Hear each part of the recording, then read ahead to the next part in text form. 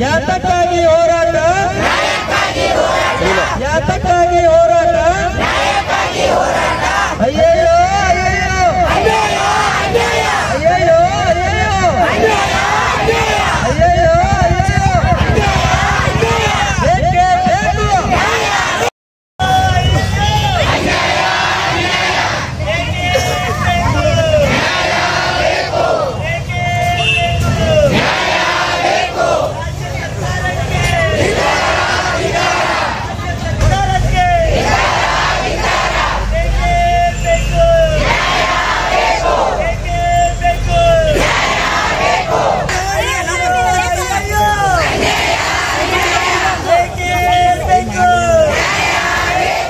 ಬೇಕೇ ಬೇಕು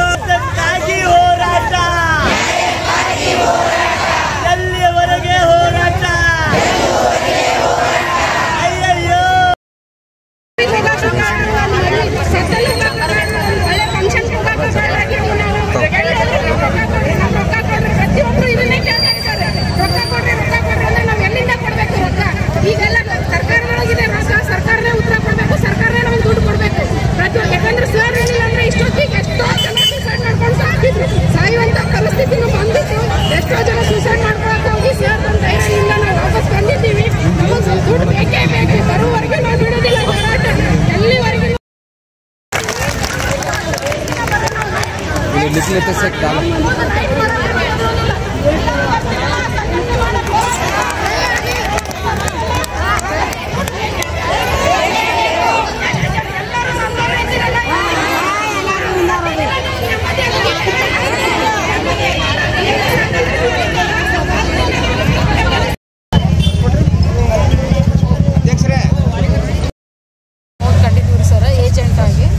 ಏಜೆಂಟ್ ಆಗಿ ಸರ್ ಅಗ್ರಿಗೋಲ್ಡ್ ಗರಿಮಾ ಅಂತ 2 ಕಂಪ್ನಿ ಒಳಗೆ ಮಾಡಿದ್ದೀನಿ ಸರ್. ಗರಿಮಾ ಇದು ಅಗ್ರಿಗೋಲ್ಡ್ದೊಳಗೆ 6 ಲಕ್ಷ ಇದೆ ರೀ ಸರ್ ನಮ್ಮ ಅಂದ್ರೆ ನಾನು ಏಜೆಂಟ್ ಆಗಿ ಮಾಡಿಸಿದ್ದು. ಇದು ಗರಿಮಾದೊಳಗಂತೂ 16 ಲಕ್ಷ ಇದೆ ಸರ್. ಟೋಟಲ್ 22 ಲಕ್ಷ ನಂದು. ನನ್ನ ಏಜೆಂಟ್ ಥ್ರೂ ಮಾಡಿಸಿದ್ದು ಟೋಟಲ್ 50 ಲಕ್ಷ ಸರ್ ನಮ್ದು ಅಮೌಂಟ್ ಇದ್ದದ್ದು. ಇದು ಕೊಡುವವರೆಗಿನ್ನೂ ನಾವು ಬಿಡೋದಿಲ್ಲ ರೀ ಸರ್ ಹೋರಾಟ. ಸರ್ ನಮಗೆ ಎಷ್ಟು ಸಾಯಿ ಪರಿಸ್ಥಿತಿಯಲ್ಲಿ ಇದ್ದೀವಿ ಸರ್. ಆ ಟೈಮಿಗೆ ಇದು ಟಗಿಪಿಡಿ ಜಮಾಕರ್ತ ಸಂಘಟನೆ ಮಾಡಿದ್ರು ಸರ್. ಅಪ್ಪ ಸಾಹೇಬ್ ಉಡೆ ಸರ್ ಇಂದ ನಾವು ಇವತ್ತು ಜೀವಂತವಾಗಿದ್ದೀವಿ ಅಂದ್ರೆ ಅವರೇ ಕಾರಣ ರೀ ಸರ್. ಇಲ್ಲಾಂದ್ರೆ ಇಷ್ಟೊತ್ತಿಗೆ ಈಗೇನು 5 ಲಕ್ಷ ಜನ ಸೂಸೈಡ್ ಮಾಡ್ಕೊಳ್ಳೋ ಆ ಪರಿಸ್ಥಿತಿ ಒಳಗೆ ನಾವೆಲ್ಲರೂ ಸೇರ್ತಿದ್ದೀವಿ ಸರ್. ಸರ್ಕಾರ ನಮ್ಗೆ ನ್ಯಾಯ ಕೊಡಲೇಬೇಕು ಸರ್. ಅಮೌಂಟ್ ನಮ್ಮ ದುಡ್ಡು ನಮಗೆ ಬರಲೇಬೇಕು ಸರ್. ಎಷ್ಟು ವರ್ಷದಿಂದ ತುಂಬ್ತಾ ಇದ್ರಿ ಸರ್? ನಾವು ಮೊದಲು 6 ವರ್ಷದಿಂದ ತುಂಬಿರು ಸರ್. ಈಗ ಬಂದಾಗಿ 10 ವರ್ಷ ಆಯ್ತು ಸರ್. ಏನು ಭರವಸೆ ಕೊಟ್ಟಿದ್ರು ನಿಮಗೆ ಸರ್? ನಮಗೆ ದುಡ್ಡು ಒಂದಕ್ಕೆ ಡಬಲ್ RD ಪಿಗ್ಮಿ ಪ್ರತಿಯೊಂದು ಇದ್ದು ರೀ ಸರ್. 3 ವರ್ಷಕ್ಕೆ ಕೊಡ್ತಿದ್ರಿ ಸರ್. RD ರೀ ಪಿಗ್ಮಿ ಇಂದ 1 ವರ್ಷ ಕಣ ಕೊಡ್ತಿದ್ರಿ. ಇದು FD ಅಂತ 6 ವರ್ಷ ಕೊಡ್ತಿದ್ರು ಸರ್. ಫಸ್ಟ್ ಬಂದ 1-2 ಕಂತ ಬಂದಿದ್ರು ಸರ್. ಬಂದವಂತೆ ಮತ್ತೆ ಹೆಚ್ಚಿಗೆ ಆಸೆ ಅನ್ನೋದು ಮನುಷ್ಯಾಗ ಸುಮಾರಲ್ರಿ ಸರ್. ಆಸೆಗಾಗಿ ಎಲ್ಲರೂ ಅಂದ್ರೆ ಅವ್ರು ನಮ್ಮ ಮೇಲೆ ಭರವಸೆ, ಈಗ ಜನ ತುಂಬಿದ್ದು ನಮ್ಮ ಮೇಲೆ ಭರವಸೆ ಇಟ್ರು ಸರ್. ಕಂಪ್ನಿ ನೋಡಿ ತುಂಬಿಲ್ಲ. ಈ ಗೌರ್ಮೆಂಟೇ ಪರ್ಮಿಷನ್ ಕೊಡ್ಲಿಕ್ಕಂದ್ರೆ ಕಂಪ್ನಿ ತೆಗಿತಿದ್ದಿಲ್ಲ. ಅವ್ರು ಬಂದು ನಮಗೆ ಫ್ರಾಡ್ನು ಮಾಡ್ತಿದ್ದಿಲ್ಲ ಸರ್. ಈ ಕಂಪ್ನಿನೂ ಬಂದ್ ಆಗಿದೆ, ಸರ್ಕಾರ ಬಂದ್ ಮಾಡಿದ್ರೆ ಸರ್ಕಾರನೇ ಉತ್ತರ ಕೊಡ್ಬೇಕಲ್ರಿ ಸರ್. ನಮಗೀಗ ನಾವು ದುಡ್ಡು ದುಡ್ಡು ಕೊಡುವವರೆಗೂ ಬಿಡಲ್ಲ ಸರ್. ಯಾಕಂದ್ರೆ ಈಗ ಅವ್ರು ಹೇಳಿದ್ರಲ್ಲ ಸರ್, ಅವ್ರಿಗಿಂತ ದುಪ್ಪಟ್ಟು ನೋವಲ್ಲಿ ನಾವಿದ್ದೀವ್ರಿ ಸರ್. ಯಾಕಂದ್ರೆ ಮನೆ ಬಿಟ್ಟು ಹೊರಗೆ ಹಾಕುವಂತ ಪರಿಸ್ಥಿತಿಯಲ್ಲಿ ಇದ್ದೀವ್ರಿ ಸರ್. ದಯವಿಟ್ಟು ನಮ್ಗೆ ದುಡ್ಡು ಕೊಡ್ಲೇಬೇಕು ಸರ್.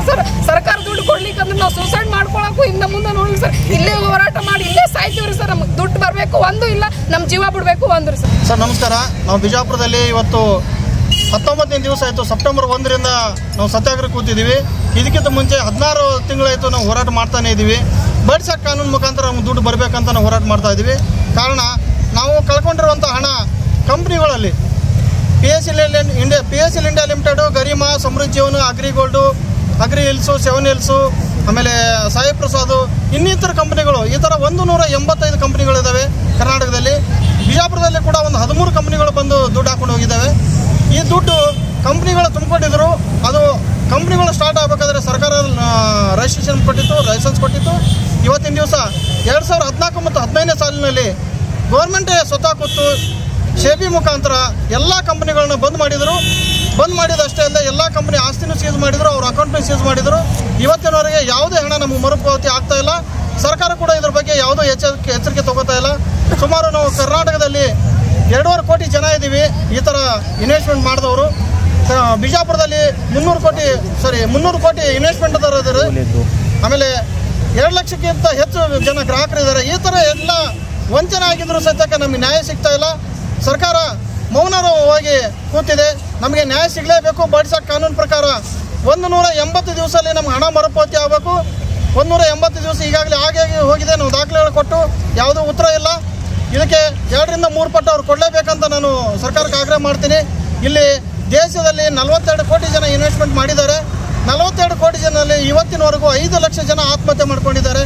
ಅದರಲ್ಲಿ ನಮ್ಮ ಯೋಧರು, ನಮ್ಮ ದೇಶನ ಕಾಯುವಂಥ ಯೋಧರು ಕೂಡ 1200 ಜನ ಆತ್ಮಹತ್ಯೆ ಮಾಡ್ಕೊಂಡಿದ್ದವರು ಇದ್ದಾರೆ.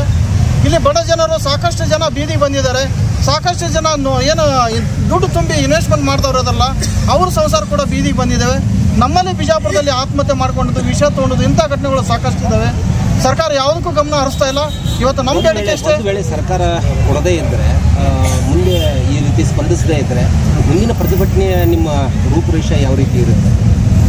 ಸರ್ಕಾರ ದುಡ್ಡು ಕೊಡದೇ ಇದ್ದರೆ, ಅವರು ನಮಗೆ ಸ್ಪಂದಿಸದೇ ಇದ್ದರೆ, ರಾಜ್ಯ ಸರ್ಕಾರ ಆಗಲಿ ಕೇಂದ್ರ ಸರ್ಕಾರ ಆಗಲಿ ನಮ್ಗೆ ಬೇಕಾಗಿಲ್ಲ.